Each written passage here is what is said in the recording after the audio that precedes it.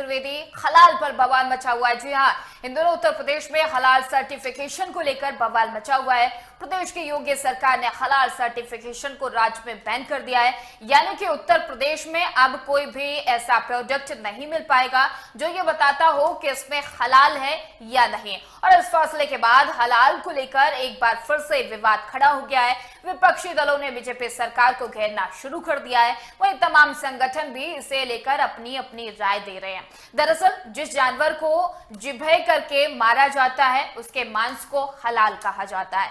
हलाल सर्टिफिकेशन प्राप्त ऐसे प्रोडक्ट्स होते हैं जिन्हें मुस्लिम समुदाय के लोग इस्तेमाल कर सकते हैं, यानी कि हलाल सर्टिफाइड होने का मतलब है कि मुस्लिम समुदाय के लोग ऐसे प्रोडक्ट्स को बिना किसी संकोच के खा सकते हैं।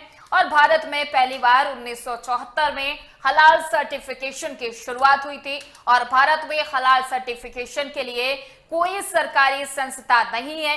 कई प्राइवेट कंपनियां और संस्थाएं ऐसे हैं जो सर्टिफिकेशन को जारी करती हैं। आरोप है कि हलाल मार्केट को बढ़ाने के लिए कुछ संस्थाएं ऐसे प्रोडक्ट पर भी ये सर्टिफिकेशन दे रही हैं जिन्हें तमाम लोग रोजाना इस्तेमाल करते हैं। और यूपी सरकार का कहना है कि सिर्फ मीट की बिक्री पर ही ऐसे सर्टिफिकेशन की जरूरत होती है और उत्तर प्रदेश में हलाल सर्टिफिकेशन के बैन को लेकर बवाल मचा हुआ है। लगातार इसको लेकर सियासी रण भी देखा जा रहा है, आरोप प्रत्यारोप का दौर भी देखा जा रहा है। लेकिन सवाल यही उठता है कि हलाल सर्टिफिकेशन की जरूरत उत्तर या यूके के देश में क्यों पड़ी, क्योंकि एक तरह से इसे एक षड्यंत्र भी बताया जा रहा है। दूसरी चीज इसे कहा जा रहा है कि एक विशेष समुदाय के लिए इसको आगे बढ़ाया जा रहा है।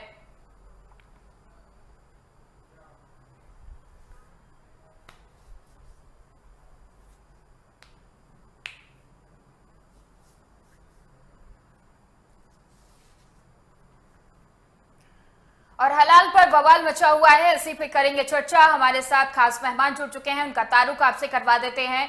बीजेपी के प्रवक्ता आशीष सांडा जी जुड़ चुके हैं और शिल्पी चौधरी सपा प्रवक्ता जुड़ चुके हैं। आप दोनों का बहुत बहुत स्वागत है टीवी 100 पर। सर आशीष जी, हम आपसे ही शुरुआत कर लेते हैं डिबेट की।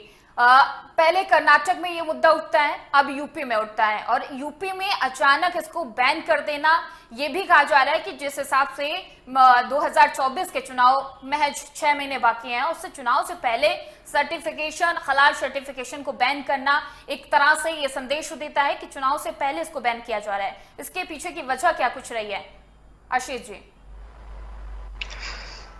जी, आपको, मेरे को पैनलिस्ट को और आपके चैनल के सभी प्यारे प्यारे दर्शकों को भारतीय जनता पार्टी की तरफ से मेरा यानी डॉक्टर आशीष का प्यार भरा नमस्कार जी।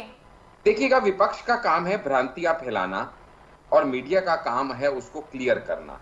आज उसी के लिए हम सब यहाँ इकट्ठे हुए हैं। ये जो एक अननेसेसरीली भ्रांति फैलाई जा रही है कि इलेक्शन से इसका कोई लेना देना है, या कुछ लोग ऐसा भी कह रहे हैं कि धर्म से इसका लेना देना है, तो पहले तो मैं ये क्लियर कर दूं कि इसका इलेक्शन और धर्म दोनों से लेना देना नहीं है। ये कुछ और विषय है। विषय ये है कि देश संविधान से चलता है, देश लॉ एंड ऑर्डर से चलता है, कानून से चलता है। और लॉ एंड ऑर्डर और कानून ये कहता है कि भैया जो food law, food safety standard act है, वो जो एक्ट कहता है वो ये कहता है कि कोई भी सर्टिफाई किसी भी चीज को करने का जो राइट है, खासकर अगर वो फूड आइटम है, तो वो गवर्नमेंट एजेंसीज के पास है। अगर और कोई व्यक्ति गवर्नमेंट एजेंसीज के बिना उसको सर्टिफाई करता है तो वो सेक्शन 89 ऑफ द एक्ट को वायलेट करता है। दूसरी बात, अब आप कहेंगे कि इसको फिर सर्टिफाई कौन करेगा, तो सर्टिफाई करने के लिए ministry of commerce and industry ने एक नोटिफिकेशन निकाली हुई है कि जो भी हलाल सर्टिफाइंग बॉडीज हैं उनको NABCB यानी national accreditation board for certification bodies के अंडर रजिस्टर होना पड़ेगा। अब वो बॉडी रजिस्टर्ड तो है नहीं NABCB के अंडर और सर्टिफाई कर रही है कि ये प्रोडक्ट खाने लायक है और ये प्रोडक्ट खाने लायक नहीं है। मान लीजिएगा कल को उस प्रोडक्ट को खा के किसी की तबीयत खराब हो जाए, कोई बीमार हो जाए, कोई दुनिया से उठ जाए, तो उसकी जिम्मेवारी किसकी आएगी? क्या स्टेट गवर्नमेंट की नहीं आएगी? तो स्टेट गवर्नमेंट ने ये कहा है कि भैया कोई भी अपनी मर्जी से कोई सर्टिफाइंग बॉडी खोल ले और सर्टिफाइंग बॉडी फिर सर्टिफाई करने लगे कि ये प्रोडक्ट आप खा सकते हैं, ये प्रोडक्ट आप नहीं खा सकते, तो ये अगेंस्ट द लॉ है। इसलिए फिलहाल सारे हलाल प्रोडक्ट्स को जो है बैन कर दिया गया है। पूरी स्टेट के अंदर ऑर्डर कर दिया गया है कि उनको आप वापस ले लीजिए, रीपैक कीजिए, सर्टिफाई अगर आप हैं तो ही आप उसको लेबल कर सकते हैं, लेकिन वरना आप आशीष जी, उसको सवाल आगे तो ये बढ़ा भी ही उठ नहीं रहा है ना, सकते। सवाल तो ये भी उठ रहा है कि अगर बैन करना था, हलाल सर्टिफिकेशन को बैन करना था, तमाम उन प्रोडक्ट को बैन करना था, लेकिन 2017 से तो आपकी सरकार है ना सर, इतने दिन से क्या कर रहे थे आप? क्या एक FIR का इंतजार कर रहे थे? डेफिनेटली देखिए, ऐसा होता है, दो अलग अलग विषय होते हैं। एक होता है स्यूमोटो एक्शन और एक होता है किसी कोई चर्चा में कोई विषय कोई सामने आता है। आप समझ सकते हैं कि स्टेट सरकार के लिए, उत्तर प्रदेश जैसी स्टेट सरकार के लिए जो इतना बड़ा जिसका क्षेत्र वर्ग है और इतनी बड़ी उसकी पॉपुलेशन है, आज दिल्ली वालों से नहीं समझती 1.5 करोड़ की आबादी वाली, तो उत्तर प्रदेश में 14 करोड़ से ऊपर की आबादी है।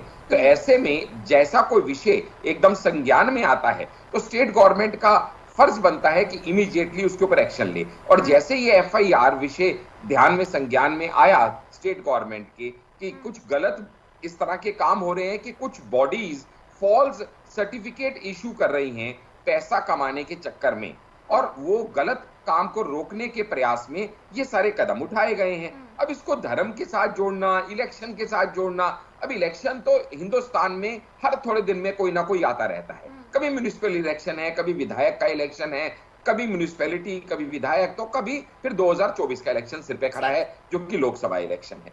अब ऐसे में इलेक्शन तो लगातार रहेंगे, लेकिन इलेक्शन नहीं रहने के बावजूद भी यहाँ पे काम तो चलेगा ही चलेगा। ठीक है, हमारे